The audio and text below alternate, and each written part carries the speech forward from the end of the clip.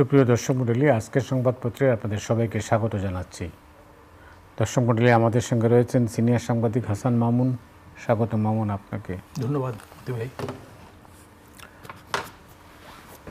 ইত্তেফাকের শিরোনাম হচ্ছে 2 কিস্তির অর্থ একসঙ্গে ছাড়ে সম্মত IMF, যা আছে তাই মেনে নিলে পরিবর্তন আসবে না, ডক্টর ইউনূস।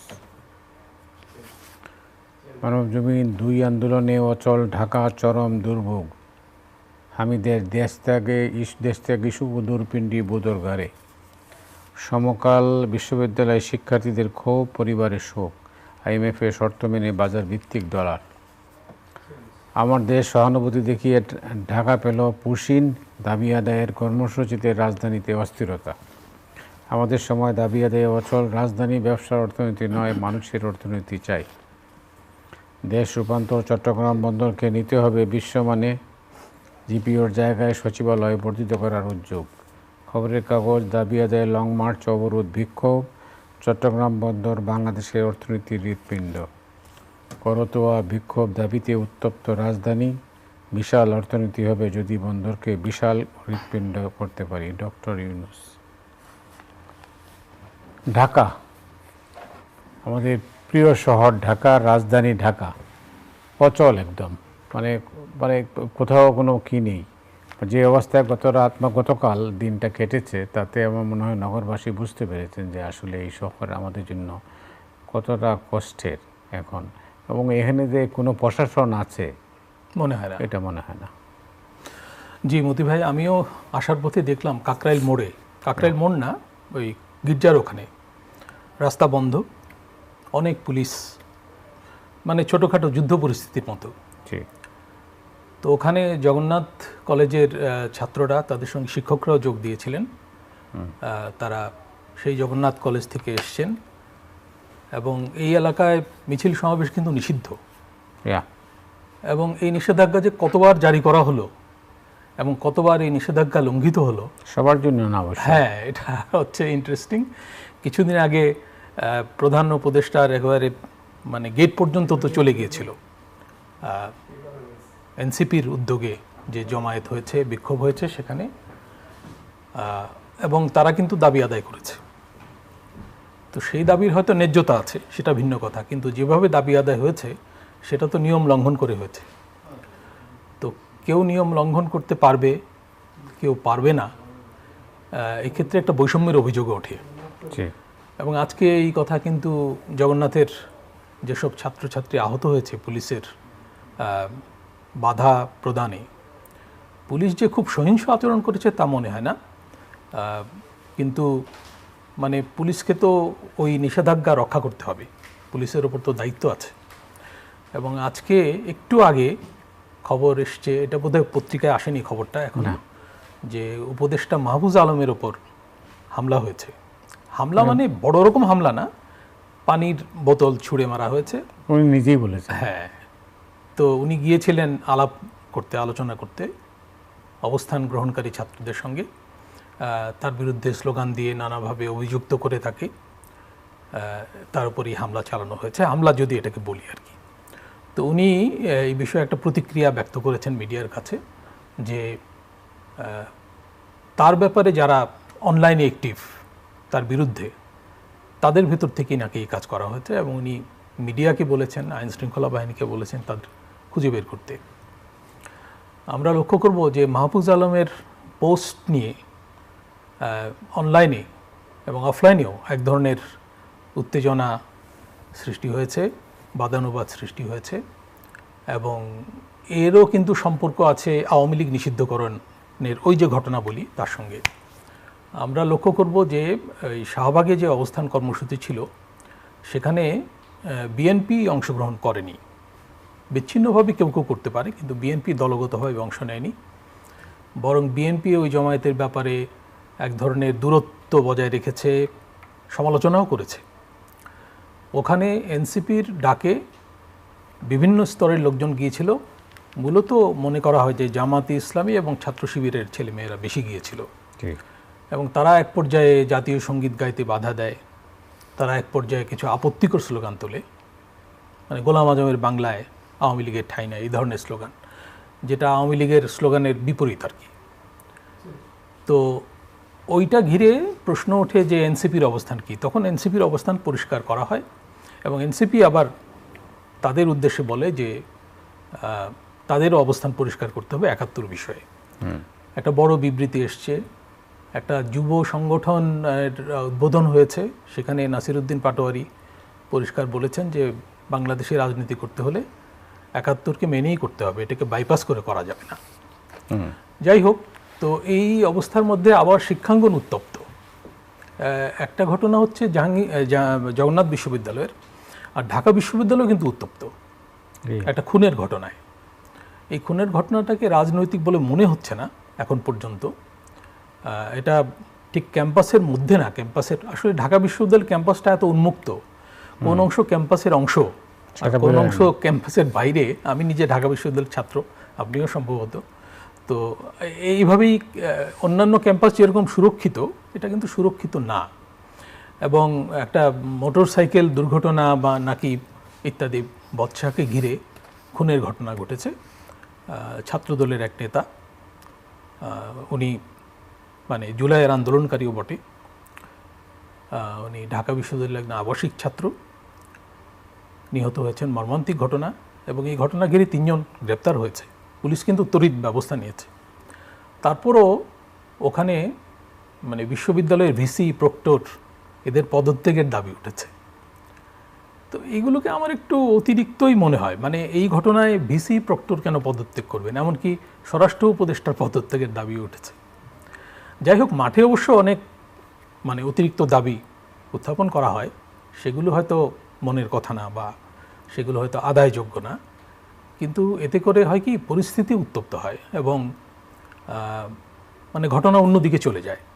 যেমন এই ঘটনা ঘিরে একজন অভিযুক্ত আটক হয়েছে, তার গ্রামের বাড়িতে আক্রমণ হয়েছে এবং তার গ্রামের বাড়ি জ্বালিয়ে দেওয়া হয়েছে। তো সেটা কারা করেছে? ছাত্রদল বলছে যে আমাদের লোকজন না। মানে এই চলছে আর কি। একটা ঘটনা ঘটে, বলা হয় যে আমাদের লোকজন থাকতে পারে কিন্তু দলীয়ভাবে আমরা নাই। এই স্লোগান নিয়েও কিন্তু একই কথা। জামাত শিবিরের তরফ থেকে বলা হয়েছে যে আমরা করিনি, এটা ওরা করেছে বা বিচ্ছিন্ন লোকজন করেছে। আজকে আমি অনলাইনে দেখছিলাম একটা খবর যে বগুড়ায়ও ওই জাতীয় সঙ্গীত গাওয়া নিয়ে উদীচীর অনুষ্ঠানে হামলা হয়েছে। হামলা প্রতি হামলা, এক জায়গা থেকে তাড়িয়ে দিয়েছে, আরেক জায়গায় গাইতে গেছে, সেখানেও হামলা হয়েছে। পুলিশ কোনো অবস্থান নিচ্ছে না। পুলিশ কোথাও দেখা যাচ্ছে একটু এগ্রেসিভ, কিন্তু অধিকাংশ ক্ষেত্রে পুলিশের কোনো অবস্থান নাই। পুলিশ নীরব দর্শক। প্রায় 9 মাস হয়ে গেল সরকারের, একটা অন্তর্বর্তী সরকার গণ অভ্যুত্থানের মাধ্যমে এসছে। এটা নির্বাচিত সরকার না হলেও এর ম্যান্ডেট তো শক্তিশালী। বহু মানুষ কিন্তু এই সরকারের সমর্থনে ছিল, কিন্তু যতদিন যাচ্ছে সরকারের সমালোচনা বাড়ছে। এবং সমালোচনার একটা বড় কারণ হচ্ছে যে সরকার নির্লিপ্ত। এই যে প্রধান উপদেষ্টার বাসভবনের আশপাশে যা হচ্ছে, শুরু থেকে সচিবালয় হতো, সচিবালয়ের ব্যাপারটা বন্ধ হয়েছে। এটা কিভাবে বন্ধ হলো? এটা যদি বন্ধ করা যায়, প্রধান উপদেষ্টার বাসভবনের এলাকা কেন বন্ধ করা যাবে না? এটা তো তার নিরাপত্তার সঙ্গে সম্পর্কিত। এমনকি আমি মনে করি প্রধান উপদেষ্টার মর্যাদার সঙ্গেও ব্যাপারটা সম্পর্কিত। এটা তো অমর্যাদাকর যে তার গেট পর্যন্ত লোকজন চলে যাচ্ছে এবং পুলিশ কড়া ব্যবস্থা নিলে সেটা নিয়ে আবার আপত্তি উঠছে, পুলিশ কর্মকর্তার পদত্যাগ দাবি করা হচ্ছে। তো এইটা তো খুবই অনাকাঙ্ক্ষিত। এবং আপনি যেটা বললেন যে রাজধানীর প্রাণকেন্দ্রে এরকম ঘটনাবলী, শাহবাগ বন্ধ রেখে আন্দোলন, এটা শুরু হয়েছে সেই গণজাগরণ মঞ্চ থেকে। একটা রাস্তা বন্ধ হলেই কিন্তু সারা শহরে ছড়িয়ে পড়ে। এমনিতেই যানজট পরিস্থিতি খারাপ। ঢাকা শহরে কিন্তু মানে যান্ত্রিক যানবাহন প্রতিনিয়তই বাড়ছে অনিয়ন্ত্রিতভাবে। এবং এই রিক্সার ক্ষেত্রে একটা তো বড় ব্যাপার ঘটেছে যে ব্যাটারি চালিত রিক্সা, এটা বহু রিক্সা নেমেছে। এবং এই গণ অভ্যুত্থানের পর কিন্তু এই ঘটনাটা, তারা মনে করলো যে তারা স্বাধীন হয়ে গেছে। এবং ঢাকা নগরবাসী আশা করছিল যে ধীরে ধীরে এটা নিয়ন্ত্রণ করা হবে, কিন্তু এটা নিয়ন্ত্রণ করা হচ্ছে না। এবং এটা ঘিরে কিন্তু প্রতিদিন দুর্ঘটনা হচ্ছে, অদ্ভুত সব দুর্ঘটনা। এগুলো অনলাইনে দেখা যায়, ইউটিউবে। কোনো নিয়ন্ত্রণ নাই, কোনো ব্রেক নাই ইত্যাদি, এবং এগুলোর কোনো নিবন্ধন নাই। তো ঢাকা উত্তর সিটি কর্পোরেশন একটা ব্যবস্থা নিয়েছে। এই রিকশার আবিষ্কারক কে সেটা আমি জানি না।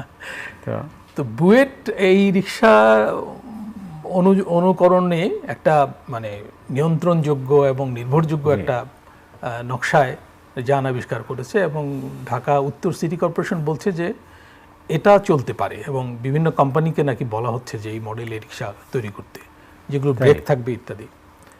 এবং উত্তর সিটি কর্পোরেশনের যিনি প্রশাসক উনি বলেছেন যে মূল রাস্তায় উঠতে দেওয়া হবে না, কয়েকটা রিক্সা ভেঙে ফেলা হয়েছে, মানে যদিও মর্মান্তিক ঘটনা, কিন্তু উনি বলেছেন যে সিম্বলিক এটা ভীতি সঞ্চারের জন্য করা হয়েছে, এবং যাদের রিক্সা ক্ষতিগ্রস্ত হয়েছে তাদের নাম ঠিকানা রাখা হয়েছে, তাদের ক্ষতিপূরণ দেওয়া হবে। যাই হোক, মানে মাইক্রোভাবে দেখলে ঘটনাটা মর্মান্তিক, কিন্তু ম্যাক্রোভাবে দেখলে আসলে এই ধরনের কঠোর ব্যবস্থার প্রয়োজন আছে, নাহলে তো নিয়ন্ত্রণ করা যাবে না। মামুন, আপনি জানেন যে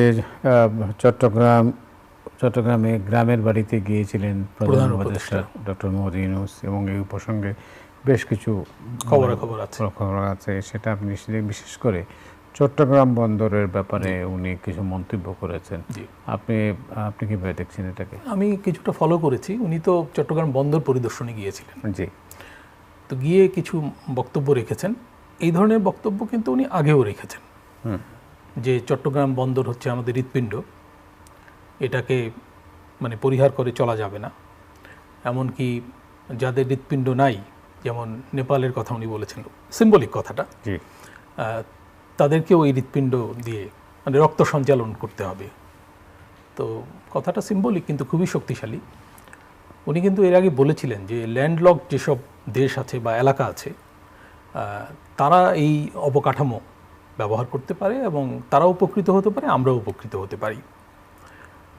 তো আর হচ্ছে যে উনি চট্টগ্রামের কিছু মানে অবকাঠামোগত উন্নয়নের প্রসঙ্গ এনেছেন, কিন্তু চিটাগাং বিশ্ববিদ্যালয়ে ওনাকে সম্মানসূচক ডিগ্রি দেওয়ার কথা, সেখানে উনি সমাবর্তন বক্তৃতা করেছেন বোধহয়।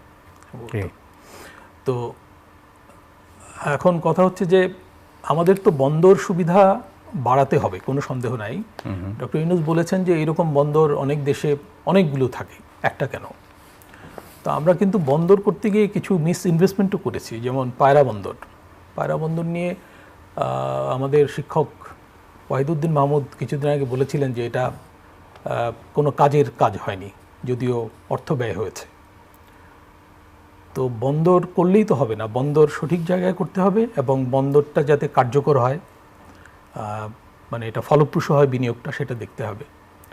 আমাদের একটা ডিপ সি পোর্ট হচ্ছে মাতারবাড়িতে, সোনাদিয়াতে হওয়ার কথা ছিল, পরে মাতারবাড়িতে হচ্ছে, এবং এখানে একটা বিদ্যুৎ কেন্দ্র আছে। তো বিদ্যুৎ কেন্দ্রের কয়লা পরিবহনের জন্য প্রয়োজন, প্লাস ওখানে ডিপ সি পোর্ট করা গেলে আমরা তো মানে মাদার ভেসেলগুলোও চলে যেতে পারবে, অর্থাৎ অনেক কন্টেইনারবাহী, অনেক বেশি কন্টেইনারবাহী, অনেক শক্তিশালী এবং অনেক কার্যকর নৌযান যেতে পারবে। এবং আমাদের আসলে ওই যে কন্টেইনার মানে টার্মিনাল বা কন্টেইনারে অন্য জায়গা দিয়ে যে মাল পরিবহন, এটার প্রয়োজন হবে না, এবং আমাদের ব্যবসার খরচ কমবে। এইসব বন্দর যারা ব্যবহার করবে তারাও উপকৃত হতে পারে, এই কথাগুলো উনি বলেছেন। তো এই কথাগুলোর মধ্যে তো আমি কোনো সমস্যা দেখি না, কিন্তু মানে চট্টগ্রাম বন্দর উন্নত করতে হলে মানে এর সঙ্গে সম্পর্কিত সড়ক অবকাঠামো, ইভেন মাতারবাড়িকেও কার্যকর করতে হলে চট্টগ্রাম থেকে কক্সবাজার পর্যন্ত সড়ক অবকাঠামো, এসব ক্ষেত্রে বিনিয়োগের প্রশ্ন আছে, এবং এই বিনিয়োগ আকর্ষণ করতে হবে। আর যত কম বিনিয়োগে যত কার্যকরভাবে এসব প্রকল্প করা যায় সেদিকে অবশ্যই নজর দিতে হবে। ধন্যবাদ। আপনি জানেন যে IMF-এর দ্বিতীয় কিস্তির টাকাটাও পাওয়া যাচ্ছে। একই সঙ্গে আমি দিই আপনাকে ডলারের দর বাজার ভিত্তিক করার ঘোষণা গভর্নরের, এতে কি ডলারের দাম বাড়বে না, স্থিতিশীলতা হবে, কী ঘটনাটা কি? হ্যাঁ, এটা যতখানি আমি ফলো করেছি, IMF-এর এই কিস্তি পাওয়া নিয়ে তো জটিলতা সৃষ্টি হয়েছিল, এবং ঢাকায় বৈঠকে কোনো নিষ্পত্তি হয়নি, ওয়াশিংটনেও হচ্ছিল না, পরে ভার্চুয়ালি বৈঠক হয়ে একটা পর্যায়ে মনে হচ্ছিল যে পাবোই না আমরা, কিন্তু এবং বলা হচ্ছিল সরকার থেকে যে আমরা নাও পেতে পারি, না পেলে সমস্যা হবে না, এরকম অভয় দেওয়া হচ্ছিল। কিন্তু সরকার সচেষ্ট ছিল এই কিস্তিটা পেতে। কিস্তিটা মানে হচ্ছে এখানে দুটা কিস্তি, চতুর্থ এবং পঞ্চম, তিনটা কিস্তি কিন্তু শেখ হাসিনা আমলেই পাওয়া গিয়েছিল। সেগুলো নিয়েও জটিলতা কিছু সৃষ্টি হয়েছিল, কিন্তু এতটা হয়নি। এবার যথেষ্ট জটিলতা ছিল এবং গত ডিসেম্বরেই যে কিস্তি পাওয়ার কথা ছিল সেটা আমরা পাচ্ছি একসঙ্গে $1.3 বিলিয়ন, মানে 130 কোটি ডলার। তো এবং আমাদের আরও সমপরিমাণ টাকা বাকি আছে। এটা আগামী বছরের মধ্যভাগ পর্যন্ত ঋণ কর্মসূচিটা আছে, প্রায় 3.5 বছরের। যাই হোক, তো এর তো কিছু শর্ত আছে। শর্ত অনেকগুলো ছিল, প্রায় 40টার মতো, 38টা 40টা। তার মধ্যে বড় শর্ত ছিল কয়েকটা। একটা হচ্ছে যে এনবিআর সংস্কার। এই যে এনবিআর ভাগ করা হয়েছে নীতি এবং ব্যবস্থাপনাকে আলাদা করে, এটা আইএমএফের শর্ত ছিল, এটা বিশ্বব্যাংকেরও শর্ত। এবং মতি ভাই আপনি জানবেন যে এই গত 11 সরকারের সময়ও কিন্তু এই উদ্যোগ ছিল, বাস্তবায়ন করা যায়নি। তো এই সরকার একটু সাহসী পদক্ষেপ নিয়েছে। এটা নিয়ে আবার জটিলতা সৃষ্টি হয়েছে, ক্যাডার আন্তঃক্যাডার বিতর্ক, মানে প্রশাসন ক্যাডার এবং কাস্টমস ক্যাডার ইত্যাদি। সেটা একটু কঠিন হবে সরকারের পক্ষে। একটু অস্বচ্ছতার অভিযোগ আছে যে সরকার এটা দ্রুত করেছে যথেষ্ট আলাপ না করে, বা যে কমিটি হয়েছিল সেই কমিটির মানে সিদ্ধান্ত বা সুপারিশ কতটা বাস্তবায়িত হয়েছে এটা নিয়ে প্রশ্ন আছে। যাই হোক, এগুলো নিষ্পত্তি হবে। আপনি যেটা বলছিলেন যে ডলার বাজারে কি হবে, ডলার বাজার এইটা ছিল মূল জটিলতার জায়গা। যে আইএমএফ চাচ্ছে যে ডলারটা বাজারের উপর ছেড়ে দিতে পুরোপুরি। সরকার এতে রাজি ছিল না। সরকারি ক্রোলিং প্যাকটাকেই একটু সম্প্রসারিত করতে চাচ্ছে এবং সেটাই বোধহয় হয়েছে। মানে ক্রোলিং প্যাকটা হচ্ছে যে একটা মিড রেট ঠিক করে দেওয়া হয়, যে এই রেটের ওপরে উঠবে এই পর্যন্ত, নিচে নামবে এই পর্যন্ত, রেঞ্জ বেঁধে দেওয়া হয়। তো রেঞ্জটা বোধহয় সম্প্রসারণ করা হবে, এইটুক সমঝোতা হয়েছে। হ্যাঁ, ডলারের দাম বেড়ে যাবে, আবার কমতেও পারে। এটা আসলে ডিপেন্ড করছে ডলারের যে ইনফ্লো। আমাদের তো রেমিটেন্স প্রবাহ ভালো, গত 10 মাসে আমাদের রেমিটেন্স রেকর্ড করেছে। সামনে কোরবানি ঈদ আছে এবং আরেকটা রেমিটেন্সের উল্লম্ফন হবে, এটা আশা করা যায়। মানে গত রোজায় হয়েছিল রেকর্ড, এবারও হবে মনে হচ্ছে। এবং রেমিটেন্স তো $30 বিলিয়ন ছাড়িয়ে যাবে নিঃসন্দেহে, আরও 2 মাস আছে। তো রেমিটেন্স ইনফ্লো ভালো, আমাদের রপ্তানি আয় ভালো, এটা গভর্নর সাহেবও বলেছেন। বিশ্বব্যাংকের সাবেক কর্মকর্তা ডক্টর জাহিদ হোসেন, উনি কিন্তু কয়েকদিন ধরে বলছেন এটা, যে ডলারকে কিছুটা বাজারের হাতে ছেড়ে দেওয়ার উপযুক্ত সময় হচ্ছে, কারণ আমাদের রিজার্ভ পরিস্থিতি এখন মোটামুটি স্বস্তিকর। $20 বিলিয়ন উপরে আছে আইএমএফের হিসাব পদ্ধতি অনুযায়ী, আর বাংলাদেশ ব্যাংকের হিসাব পদ্ধতি অনুযায়ী 26-এর বেশি আছে। তো এবং এই লোনটা পেলে আমাদের তো এটা সরাসরি ইয়েতে যুক্ত হবে, রিজার্ভে যুক্ত হবে, এবং রিজার্ভে যুক্ত হলে রিজার্ভ আর একটু বাড়বে। আর ব্যাংকগুলোতে ডলারের সংকট খুব একটা নেই, মানে ব্যবসায়ীদের তরফ থেকে কিন্তু অভিযোগ নেই খুব একটা। এই হচ্ছে পরিস্থিতি। এই অবস্থায় আমাদের আমদানিও খুব বেশি হচ্ছে না, যে আমদানি বিপুল পরিমাণে করতে হচ্ছে, রিজার্ভ থেকে টাকা দিতে হচ্ছে তা না। ব্যাংকগুলো পারছে আমদানি বিল পরিশোধ করতে। তো এই টেকনিক্যালিটির মধ্যে মনে করা হচ্ছে যে সরকার যদি ডলারেরটা একটু বাজারের উপর ছেড়ে দেয় তাহলে খুব একটা সংকট হবে না। তবে এক্ষেত্রে সতর্কতা রাখতে হবে যাতে ডলারের দাম খুব বেড়ে গিয়ে আবার আমদানি জটিল হয়ে না যায় এবং মূল্যস্ফীতিতে নেতিবাচক প্রভাব না পড়ে। এই চেষ্টা অবশ্যই করতে হবে, এবং শ্রীলঙ্কা পাকিস্তানের অভিজ্ঞতা থেকে বোধহয় সতর্ক থাকারও প্রয়োজন আছে, কারণ তারা তো ডলারের এই ছেড়ে দিয়ে সংকটে পড়েছিল, মানে স্থানীয় মুদ্রার অবমূল্যায়ন হয়েছিল, অনেক ডলারের দাম অনেক বেড়ে গিয়েছিল। তবে আন্তর্জাতিক বাজারে কিন্তু ডলারের দাম এখন একটু নিম্নগতির দিকে, ডলারের মানে পণ্য হিসেবে ডলারটা এখন অত আকর্ষণীয় না। সুতরাং সব মিলিয়ে একটু ইতিবাচক পরিস্থিতি আছে। এই প্রেক্ষাপটেই এই শর্তটা মেনে নেওয়া হয়েছে, এবং এতে করে আমরা কিন্তু একটা সংকট অতিক্রম করলাম।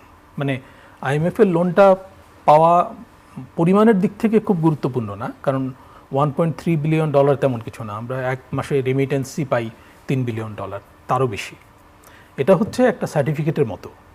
মানে এই লোনটা পেলে আমরা ওয়ার্ল্ড ব্যাংকের লোন, জাইকার লোন এগুলো সহজে পাবো। তারা মানে আইএমএফের উপর নির্ভর করে সাধারণত সিদ্ধান্ত নিয়ে থাকে। তো সেজন্য এই লোনটা পাওয়ার একটা প্রতীকী মূল্য আছে।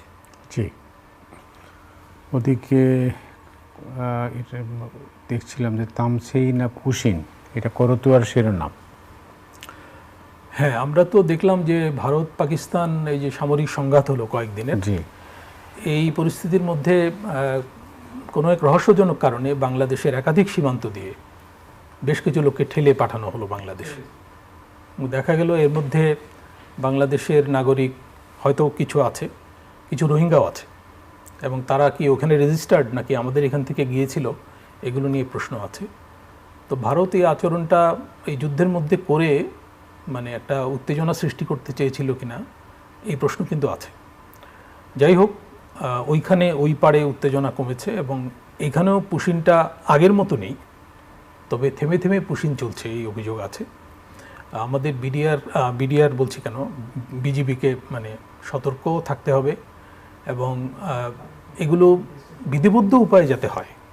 আমাদের নাগরিক যদি হয় আমাদের গ্রহণ করতে তো আপত্তি নাই, কিন্তু ওখানকার রোহিঙ্গা আমাদের এখানে যদি ঢুকে পড়ে সেটা তো অবশ্যই দেখতে হবে। পরিস্থিতি ঠিক সেই রকমই। যাই হোক, আরেকটা খবর আমি দেখছিলাম যে 32,000 প্রাইমারি স্কুলে কোনো শিক্ষক নেই, মানে এইরকম আর কি, যেটা আছে যে প্রধান শিক্ষক নেই 32,000 প্রাইমারি স্কুলে। আমি নিউজটা পড়িনি, জানি না এটা, হ্যাঁ। কিন্তু শিক্ষাক্ষেত্রে তো আসলে একটা সংকটজনক পরিস্থিতি চলছে। মানে এই অভ্যুত্থানটা হলো তো শিক্ষার্থীদের নেতৃত্বে, এবং এই অভ্যুত্থান হওয়ার পরে শিক্ষাঙ্গনে অস্থিরতা সবচেয়ে বেশি হলো। আমরা অনুষ্ঠানের শুরুতে আলাপ করছিলাম যে উচ্চ শিক্ষাঙ্গন থেকে নিম্ন পর্যায় পর্যন্ত, এবং অনেক শিক্ষা প্রতিষ্ঠানে কিন্তু শিক্ষকরা মানে পালিয়ে গেছে কিংবা তাদেরকে অভিযুক্ত করা হয়েছে, শিক্ষকরা অনেকে অপদস্থ হয়েছে, এই ঘটনাগুলো ঘটেছে। শিক্ষাঙ্গনে অটো প্রমোশন, পরীক্ষা না দেওয়া, ক্লাস না করা, এবং মানে শৃঙ্খলা না মানার প্রবণতা বেড়েছে। শিক্ষাঙ্গনকে নিয়ে কিন্তু অভিভাবকদের মধ্যে এক ধরনের অস্থিরতা তৈরি হয়েছে। কথায় লোকজন বলে যে মানে পড়াশোনা কি আর করতে হবে না, মানে রাজনীতি করলেই চলবে, এইরকম কথাবার্তা হচ্ছে। তো আমি রিপোর্টটা পড়িনি, মনে হচ্ছে যে এটা একটা বিরাট সংকটের জায়গা। আমরা যদি প্রাথমিক শিক্ষায় যদি এইরকম মানে পর্যুদস্ত অবস্থা কাজ করে, তাহলে তো আমাদের দীর্ঘমেয়াদে মানব সম্পদ উৎপাদন ক্ষতিগ্রস্ত হবে। জি, অবশ্যই। মোহাম্মদ, আপনাকে অনেক ধন্যবাদ আলোচনায় অংশ নেওয়ার জন্য। দর্শক মণ্ডলী, আজ এ পর্যন্তই। আপনার সবাই ভালো থাকুন। শুভরাত্রি।